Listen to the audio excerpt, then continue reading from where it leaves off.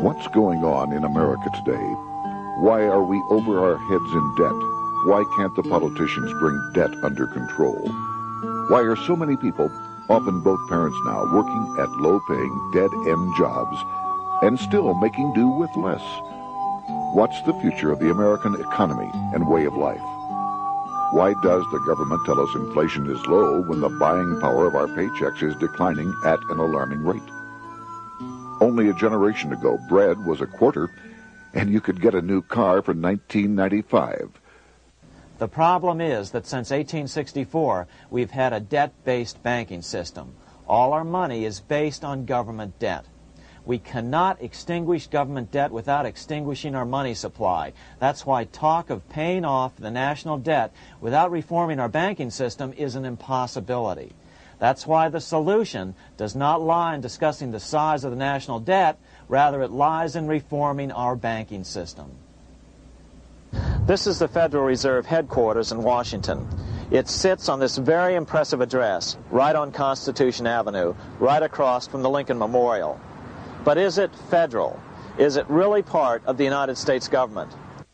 Well, what we're about to show you is that there's nothing federal about the Federal Reserve, and there are no reserves. The name is a deception created back before the Federal Reserve Act was passed in 1913 to make Americans think that America's central bank operates in the public interest. The truth is that the Federal Reserve is a private bank owned by private stockholders and run purely for their private profit. That's exactly correct. The Fed is a privately owned for-profit corporation which, again, has no reserves, at least no reserves available to back up the Federal Reserve notes, which is our common currency. Oh, absolutely. The Federal Reserve is neither federal and has doubtful reserves. It's a private bank that is owned by member banks. And it was chartered under the guise of deceit by an act of Congress in 1913. If there's still any doubt whether the Federal Reserve is a part of the U.S. government, check your local telephone book. In most cities, it is not listed in the blue government pages.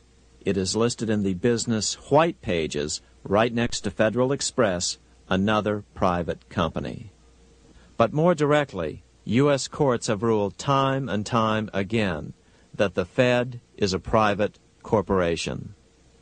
Why can't Congress do something about the Fed?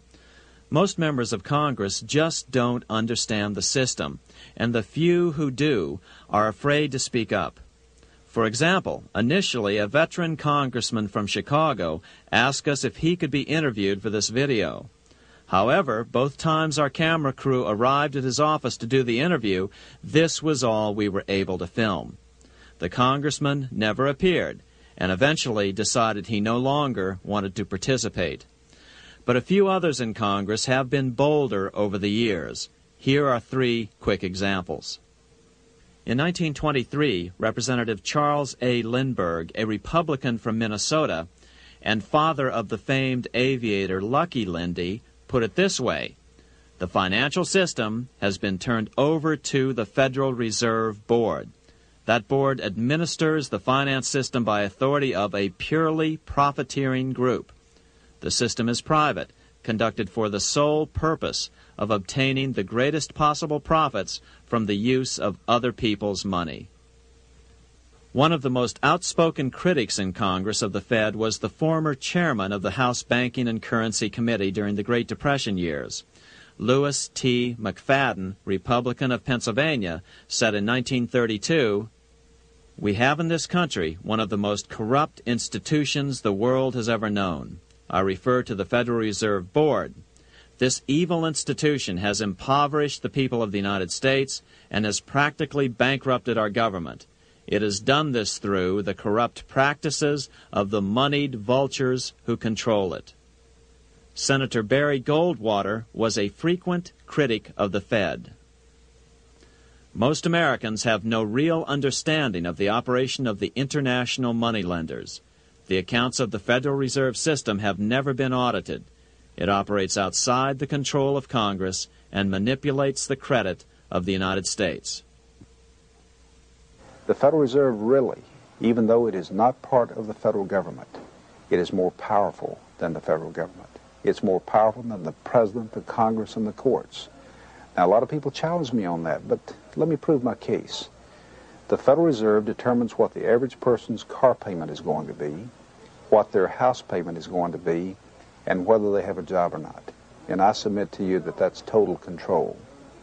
And the Federal Reserve is the largest single creditor of the United States government. What does Proverbs tell us? The borrower is servant to the lender.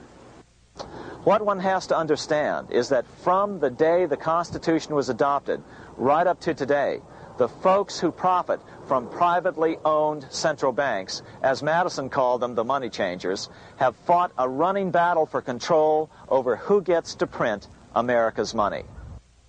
Why is who prints the money so important? Think of money as just another commodity. If you have a monopoly on a commodity that everyone needs, everyone wants, and nobody has enough of, there are lots of ways to make a profit, and also exert tremendous political influence. That's what this battle is all about. Throughout the history of the United States, the money power has gone back and forth between Congress and some sort of privately owned central bank. The Founding Fathers knew the evils of a privately owned central bank. First of all, they had seen how the privately owned British central bank, the Bank of England, had run up the British national debt to such an extent that Parliament had been forced to place unfair taxes on the American colonies. In fact, as we'll see later, Ben Franklin claimed that this was the real cause of the American Revolution. Most of the Founding Fathers realized the potential dangers of banking and feared bankers' accumulation of wealth and power. Jefferson put it this way: I sincerely believe that banking institutions are more dangerous to our liberties than standing armies. The issuing power should be taken from the banks and restored to the people to whom it properly belongs. That succinct statement of Jefferson is, in fact, the solution to all our economic problems today. It bears repeating. The issuing power should be taken from the banks and restored to the people to whom it properly belongs. James Madison, the main author of the Constitution, agreed. Interestingly, he called those behind the central bank scheme money changers. Madison strongly criticized their actions. History records that the money changers have used every form of abuse, intrigue, deceit, and violent means possible to maintain their control over governments by controlling money and its issuance. The battle over who gets to issue our money has been the pivotal issue throughout the history of the United States. Wars are fought over it, depressions are caused to acquire it. Yet after World War I, this battle was rarely mentioned in newspapers or history books. Why?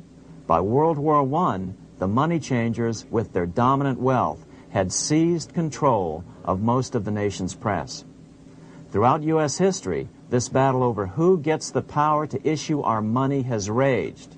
In fact, it's changed hands back and forth 8 times since 1764, yet this fact has virtually vanished from public view for over 3 generations behind a smokescreen emitted by Fed cheerleaders in the media.